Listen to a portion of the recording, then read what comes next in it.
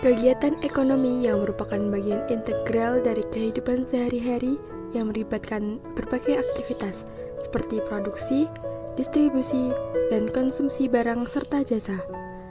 Melalui kegiatan ekonomi ini, tidak hanya tercipta lapangan pekerjaan bagi masyarakat sekitar, tetapi juga memberikan nilai tambah terhadap komoditas lokal dan berkontribusi terhadap perekonomian daerah.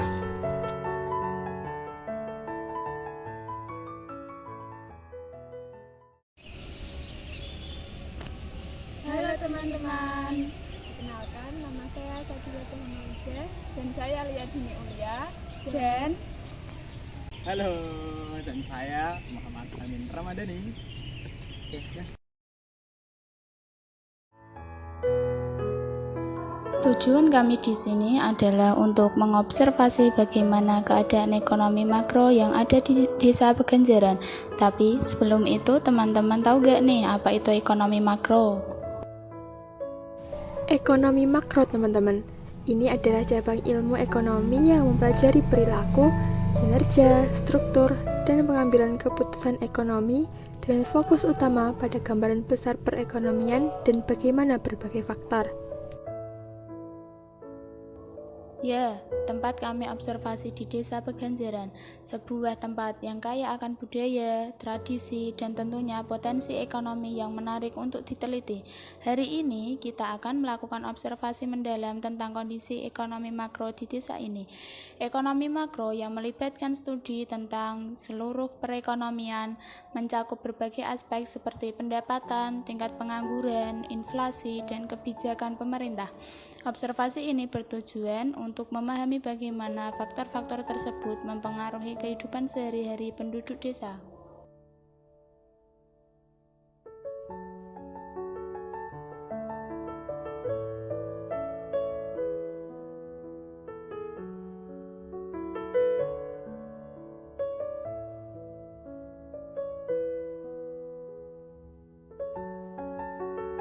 Kita mulai dengan wawancara bersama kepala desa untuk mendapatkan gambaran-gambaran umum tentang bagaimana kegiatan perekonomian di Desa Pegenjeran ini.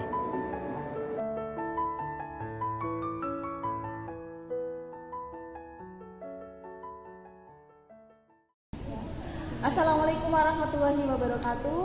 Jadi pada siang hari ini saya Rami Fadila Izadilia selaku staf administrasi dari pemerintah desa Pegenjeran yang mewakili Bapak Kepala Desa untuk melakukan wawancara tugas dari mahasiswa IAIN Kudus dari program studi Manajemen Bisnis Syariah Fakultas Ekonomi dan Bisnis Islam. Betul ya? Jadi tema kita pada siang hari ini adalah apa? Tema hari ini kita berbicara tentang bagaimana situasi ekonomi makro. Oke, situasi ekonomi makro yang berada di desa. Sebelumnya, jadi kalau ada ekonomi makro berarti ada ekonomi mikro dong. Ya. Nah, perbedaannya apa ya? Ekonomi mikro, ekonomi makro. Itu kan kecil, makronya itu besar. Nah, ini yang dimaksud skala besarnya itu apa? Skala besarnya itu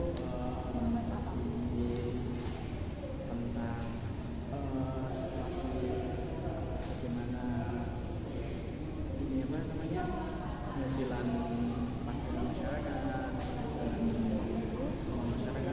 kemudian ada perputaran kemudian seperti kesejahteraan atau akses terhadap pendidikan dan layanan. Kalau di desa Pegenjeran sendiri ya, kalau untuk perekonomian masyarakat yang ada di desa saat ini ya alhamdulillah. Kalau untuk miskin yang terlalu ekstrim seperti mohon maaf nih orang yang sampai tidak punya tempat tinggal sudah tidak ada, misalnya punya tempat tinggal semua. Kalau untuk kesejahteraan makanan ya kan yang utama kan itu kan pokok kebutuhan pokok kan pangan, papan dan sandang.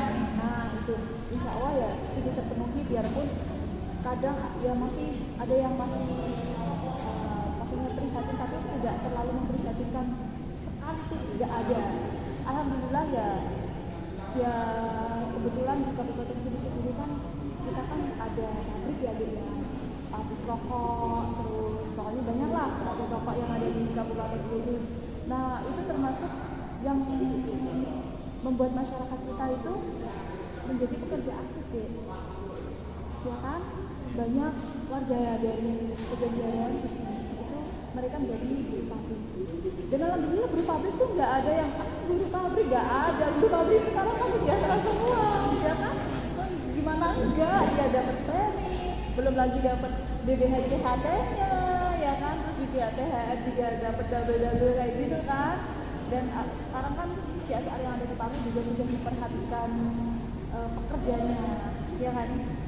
Jadi habis itu alhamdulillah ya warga kita nggak ada yang namanya kurang-kurang gitu. Intinya tuh ini sesedikit-sedikitnya orang tuh mau berusaha sekecil apapun itu usahanya. Mungkin ada yang entah itu di rumah punya kreasi bikin kerupuk, entah itu bikin apa kayak gitu. UMKM. Terus juga di Peganjaran kan ada sentra UMKM. Sentra ini konveksi tas dan juga buah, ya kan, yang kebetulan berada di RW 4 di Gedang Sewu. Juga ada dia berbagai macam warga kita lah, beragam. Ada yang punya kreativitas, jadi punya inovasi yang olahan kerupuk kulit kerbau diolah jadi kerupuk, ya kan, jadi randang dia jadi kerupuk. Terus juga ada nasi apa itu yang nasi bukan nasi yang udah gak kepake apa itu deh. Nah kalau nasi itu kan biasanya ya memang nasi karak itu mereka tuh ada yang ngumpulin dari warga kiri kanannya, ada punya nasi yang bekas dia kepake enggak. Nah itu inisiatif deh. Jadi nasi tersebut dijemur dulu. Nah habis dijemur itu ternyata itu diolahnya menjadi apa? Kerupuk beras. Dan itu rasanya gurih banget gitu kan. Iya, dan itu betul, dan itu menjadikan nilai tambah. Kenapa? Itu dijual per kilonya itu sekitar 25.000. Itu yang oleh itu lansia, itu 70 tahun lebih. Jadi bahan ini dia di rumah memang beliau di rumah tuh kerjaannya ya memang itu bikin itu, jadi nggak ada kata aku tidak ada.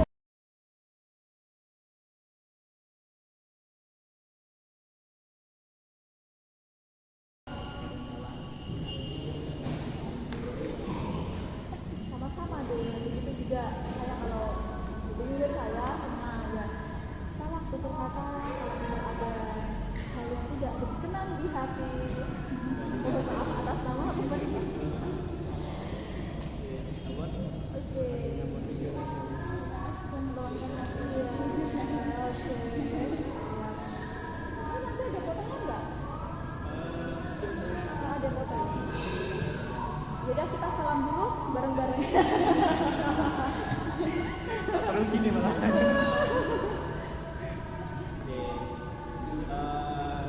Sesi wawancara telah berakhir. Kami dari mahasiswa IAIN dan Ibu Lala pamit undur diri.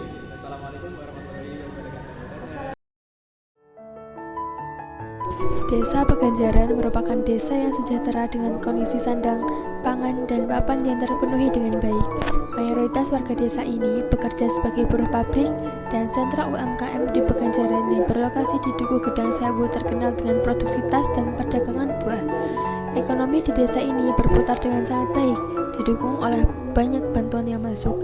Desa Peganjaran memiliki status sebagai desa mandiri, yang berarti bantuan yang diterima dari program Keluarga Penerima Manfaat atau KPM sudah mulai berkurang, sesuai dengan tujuan pemerintah untuk memberantas kemiskinan. Meski begitu, tingkat kepedulian sosial di antara warga sangat tinggi. Warga saling peduli dan memiliki semangat gotong royong yang kuat, yang memperkuat ikatan sosial di desa. Infrastruktur di desa Peganjaran sudah cukup mumpuni. Jalan-jalan desa telah dibangun dengan cukup baik dan fasilitas umum tersedia dengan cukup.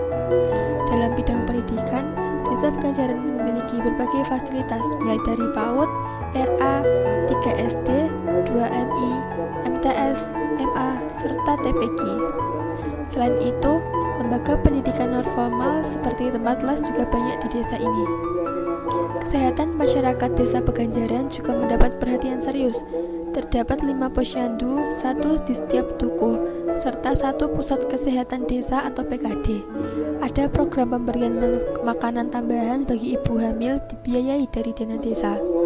Memastikan kesehatan ibu dan anak terjaga dengan baik. Namun demikian, desa Peganjaran menghadapi tantangan dalam hal persaingan sosial di antara warganya.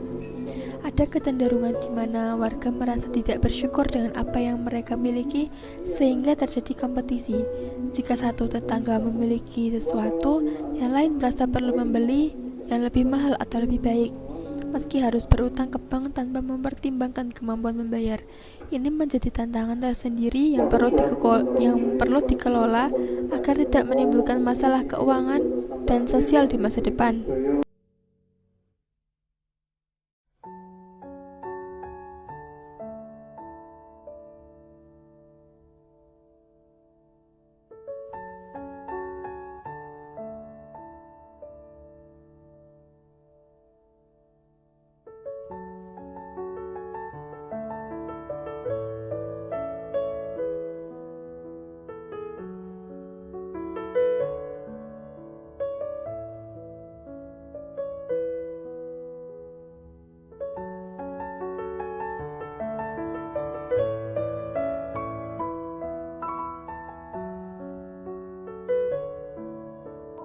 Kondisi sektor pertanian di desa Peganjaran bisa dibilang kurang, karena kebanyakan warga mempunyai mindset kalau petani itu tidak bisa memegang uang setiap saat, karena petani akan bisa menghasilkan uang hanya pada saat panen, dan itu pasti berkala.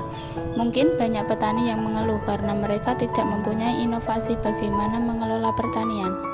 Terkait dengan visi dan rencana jangka panjang pemerintah desa Peganjaran, yaitu mendorong warga untuk terus berinovasi dalam menghasilkan produk-produk yang bisa dipasarkan dan dapat menghasilkan, merubah pola pikir warga yang berpikir tidak pentingnya menjadi pengusaha di desa dan lebih memilih bekerja di pabrik.